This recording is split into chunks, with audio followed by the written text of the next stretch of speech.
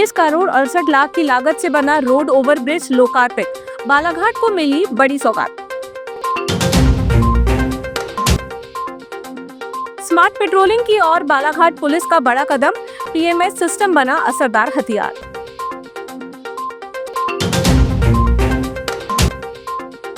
संगीत कला के चयनित शिक्षक अभ्यर्थियों ने शीघ्र नियुक्ति देने शिक्षा मंत्री से लगाई गुहार। जिले को यातायात सुविधा के क्षेत्र में बड़ी सौगात मिली है। बालाघाट वारा सिवनी कटंगी मुख्य मार्ग पर रेलवे क्रॉसिंग BK9 के पास निर्मित 21 करोड़ 68 लाख रुपए लागत का रेल ओवरब्रिज का शनिवार को जिले के प्रभारी मंत्री उदय प्रताप सिंह ने लोकार्पण किया। इसके शुरू होते ही क्षेत्र में आवागमन सुगम हो गया और लंबे समय से चली आ रही रेलवे फाटक की समस्या खत्म हो गई है। वहीं संबंधित रेलवे लेवल क्रॉसिंग को स्थायी रूप से बंद कर दिया गया है। कार्यक्रम को संबोधित करते हुए प्रभारी मंत्री ने कहा कि ये ब्रिज केवल बालाघाट के नागरिकों के लिए नहीं बल्कि यहां आने जाने वाले यात्रियों के लिए भी सुविधा और विकास का नया माध्यम बनेगा। ये परियोजना जिले के विकास के नए द्वार खोलेगी और क्षेत्र में नई संभावनाओं को जन्म देगी। इसके अलावा कार्यक्रम को अन्य जनप्रतिनिधियों ने भी संबोधित किया।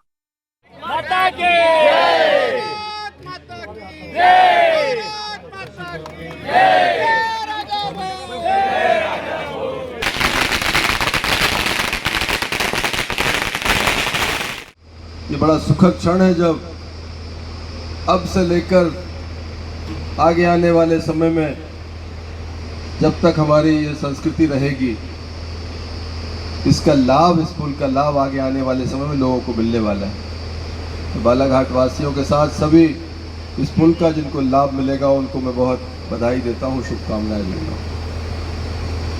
और जैसा भी सांसद जी कह रहे थे, तो स्वाभाविक रूप से ये ब्रिज अकेला प्रगति का पर्याय नहीं है, उसका द्योतक नहीं है। ये ब्रिज जो है लोगों को सुविधा भी प्रदान करेगा, ये बालाघाट के बाजार को और प्रमोट करेगा। वो बीमार जो कई बार आवागमन की असुविधा के कारण जिनके जीवन को संकट पैदा होता था, उन आकस्मिक रूप से बीमार होने वाले मरीजों के लिए लाभकारी होगा। और ये चीज़ें जो आज़ाद भारत में बहुत लंबे समय पहले हो जाना चाहिए थी, मुझे लगता है कि आज़ादी के 75 साल के बाद ही सही, लेकिन प्रधानमंत्री जी के नेतृत्व में ये संभव हुआ। चरेगांव क्षेत्र में शुक्रवार की शाम को आए तेज आंधी तूफान ने एक परिवार की खुशियां छीन ली। नागपुर से इलाज कराकर लौट रही 14 वर्षीय बालिका की रास्ते में पेड़ गिरने से मौत हो गई, जिससे पूरे गांव में शोक की लहर है। घटना में 14 वर्षीय रुचि पंचतिलक की मौत हो गई। शनिवार को अस्पताल चौकी पुलिस ने शव का पोस्टमार्टम कराकर परिजनों को सौंप दिया। वो नागपुर गए थे इलाज के लिए, फिर वहाँ से घर वापस आ रहे थे, बस से उतरे और फिर जैसे बस से उतरे तो पेड़ उनके ऊपर अचानक से गिर गया। काय का फलसे का पेड़। फिर वही बहुत बड़ा पेड़ था वो, तो वो हुआ नहीं। फिर वहाँ से बहुत सारे लोग आए आजू बाजू से, फिर उठाए फिर हॉस्पिटल लेके गए। हॉस्पिटल से फिर बालाघाट लेके आए। बालाघाट में डॉक्टर ने बोल दिया कि अभी नहीं है। कौन सी क्लास में पढ़ती? वो 9वीं में। पुलिस ने पारंपरिक वायरलेस और कागजी व्यवस्था से आगे बढ़ते हुए आधुनिक तकनीक आधारित पेट्रोल मैनेजमेंट सिस्टम लागू कर स्मार्ट पुलिसिंग की दिशा में बड़ा कदम उठाया। इस डिजिटल पहल ने न केवल गश्त व्यवस्था मजबूत हुई है बल्कि अपराध नियंत्रण और निगरानी भी पहले से अधिक प्रभावी हो गई है। 13 जून को जिले के प्रभारी मंत्री उदय प्रताप सिंह के समक्ष पुलिस द्वारा पीएमएस का विस्तृत प्रेजेंटेशन प्रस्तुत किया गया। इस दौरान सिस्टम की कार्यप्रणाली और उसके फायदे बताए गए। प्रस्तुति से प्रभावित होकर प्रभारी मंत्री ने इसकी सराहना करते हुए कहा कि प्रणाली अपराधियों पर नजर रखने, उन्हें पकड़ने और कानून व्यवस्था बनाए रखने में अत्यंत सहायक साबित हो रही है। उन्होंने इसे प्रदेश के अन्य जिलों में भी लागू करने की बात कही।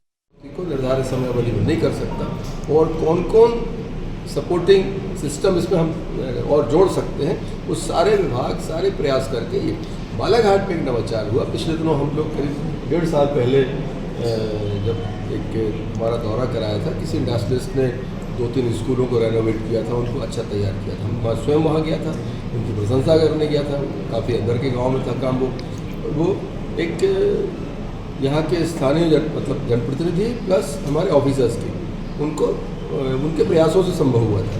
तो तभी मैंने कहा था कि उद्योगपति इस देश की रीढ़ की हड्डी होती है। उनके द्वारा दिया गया टैक्स का पैसा, उनके द्वारा जो GST पेड करते हैं, वही सब पैसा है हमारे देश की प्रगति के काम आता है। जिले के प्रभारी मंत्री व मध्य प्रदेश के स्कूल शिक्षा मंत्री राव उदय प्रताप सिंह के 13 जून को बालाघाट आगमन पर स्थानीय सर्किट हाउस में संगीत, गायन, वादन और नृत्य विषय के चयनित शिक्षक अभ्यर्थियों ने मुलाकात कर अपनी लंबित मांगों को लेकर ज्ञापन सौंपा। इस दौरान अभ्यर्थियों ने लंबित चल रही नियुक्ति प्रक्रिया को शीघ्र किए जाने की गुहार लगाई। उन्होंने कहा कि हमारे द्वारा कठिन चयन परीक्षा पास कर ली गई है, लेकिन प्रशासनिक शिथिलता के कारण अब तक हमें नियुक्ति पत्र जारी नहीं किए गए हैं, जिससे चयनित अभ्यर्थियों में नाराजगी है। उन्होंने कहा कि अब तक नियुक्ति पत्र जारी नहीं होने से हमारा तो भविष्य अंधकारमय हो गया है। इसके अलावा स्कूल में बच्चों की कलात्मक व सांस्कृतिक शिक्षा प्रभावित हो रही है। सर, हम लोगों का 2022 से पहले नोटिफिकेशन आया है, 2025 में एग्ज़ाम हुआ और अभी सितंबर में हमारा रिज़ल्ट भी आ चुका है, डॉक्यूमेंट वेरिफिकेशन भी हो गया है। लेकिन सर 2022 से लेकर 5 साल से हम लोग इंतज़ार कर रहे हैं और अब अगर ज्वाइनिंग नहीं हो पा रही हमारी। डॉक्यूमेंट वेरिफिकेशन भी हो चुका है मगर ज्वाइनिंग के लिए हम लोग बहुत दिनों से इंतज़ार कर रहे हैं। बार बार जाके आंदोलन भी किया हम लोगों ने भोपाल में, मगर कोई सुनवाई नहीं है सर। मध्य प्रदेश में तो लंबे समय से 2023 से शिक्षक भर्ती की निकली हुई है। हम सभी चयनित शिक्षक हैं संगीत, गायन, वादन, नृत्य के। और हमारा कई बार भोपाल हमें बुलाया गया है, हम भोपाल में प्रोटेस्ट किए, आंदोलन किए, लेकिन हम लंबे समय से पीड़ित हैं और हम चाहते हैं कि हमारी नियुक्ति शीघ्र हो। बहुत लंबे समय से चॉइस फिलिंग अपात्र पात्र की सूची नहीं आई है, तो हमारा आदरणीय मंत्री महोदय से निवेदन है कि वो हमारी सूची जारी करें और हमें शीघ्र अतिशीघ्र हम जो चयनित अभ्यर्थी हैं हमें नियुक्ति प्रदान करें। जिले के भरवेली थाना क्षेत्र अंतर्गत ग्राम कोलवा के टाइल्स लगाने वाले एक युवक ने घर में पंखे में फांसी लगाकर अपनी जीवन लीला समाप्त कर ली, जिसकी सूचना पुलिस को मिलने पर पुलिस ने युवक का शव बरामद कर पंचनामा व पोस्टमार्टम करवाकर परिजनों को सौंप दिए। युवक के फांसी लगाने के कारण अज्ञात है। पुलिस मर्ग कायम कर मामले की विवेचना कर रही है। दिन के टाइम में ऐसा कोई घर पे था नहीं, तो उस समय पे ऐसा हादसा हुआ। और जैसे कि सुबह बड़े पापा दोपहर में 2 बजे करीब उनसे घर आए थे अपने काम से, तो उनने देखे और उनसे बातचीत करे, तो फिर वो अपने हवन के काम पे चले गए थे। फिर शाम के टाइम में वो 5 से 6 के बीच में आए। फिर उतने टाइम में उन्हें दरवाज़ा खोल के देखे तो फिर उस टाइम में इनकी बॉडी दिखी लटकते हुए पंखे में। सामुदायिक स्वास्थ्य केंद्र लालबर्रा में एक बार फिर स्वास्थ्य सेवाओं के कथित लापरवाही के चलते एक हंसता खेलता परिवार उजड़ गया। प्राप्त जानकारी के अनुसार छबीलाल अपने साथियों के साथ अमाटोला में ही शैलेश रंगारे के मकान में काम कर रहे थे। तभी शाम को अचानक उनकी तबीयत बिगड़ गई। उनके साथी और मकान मालिक उन्हें आनन फानन में शाम करीब 6 बजे लालबर्रा सामुदायिक स्वास्थ्य केंद्र लेकर पहुंचे। परिजनों और ग्रामीणों का आरोप है कि अस्पताल में ड्यूटी पर तैनात डॉक्टर नदारद थे, जिसके कारण मरीज को काफी देर तक कोई आपातकालीन चिकित्सा या वरिष्ठ डॉक्टर की सेवाएं नहीं मिल सकी। सज्जा बना रहे थे, छुट्टी हुई थी, चाय पिए और ये चाय पी के भीतर गंडल गए। ऊपर चढ़े ने? हाँ, इतने हाइट है, ज़्यादा नहीं। गंडले तो फिर इसको हमने पानी पुनी पिलाए। फिर मतलब उसके रिसर्च को बुला के लाता हूँ। फिर गए तो आधा घंटा हमको 10-15 मिनट लग गया वहाँ। गाड़ी आ रही करके 4 बार 108 को लगाया, तब भी नहीं आई। 5-6 बार में फिर आई बड़ी मुश्किल से।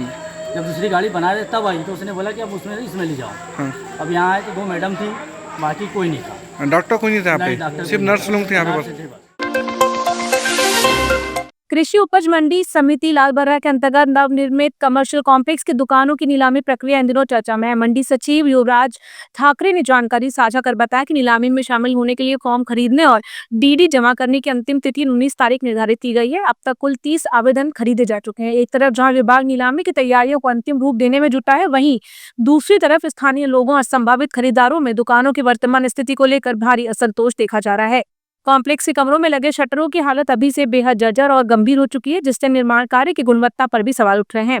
इसके अलावा सबसे बड़ी समस्या कॉम्प्लेक्स के इर्द गिर्द और ठीक सामने फैला भारी अतिक्रमण है, जिसे हटाने में स्थानीय प्रशासन पूरी तरह नाकाम साबित हो रहा है।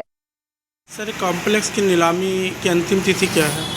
19 तारीख फार्म लेने की अंतिम। और डीडी की? डीडी की 19 तक, यानी डीडी 19 तारीख तक जमा करना है। अच्छा, कितने आवेदन अभी तक बिक चुके हैं सर? 30 आवेदन बिक चुके हैं।